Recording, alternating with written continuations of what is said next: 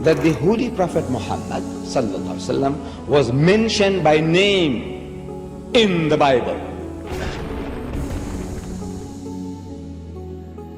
In fact, the form Muhammad is impossible in Hebrew. It violates, there's no possible verbal form, not pu'al, hufa. Now, Muslims have had 14 centuries to find their best, strongest examples of prophecies about Muhammad. We've heard this for years, and in Christian circles and in Jewish circles, this is a point of laughter for us. I am co-authoring a book with two other researchers.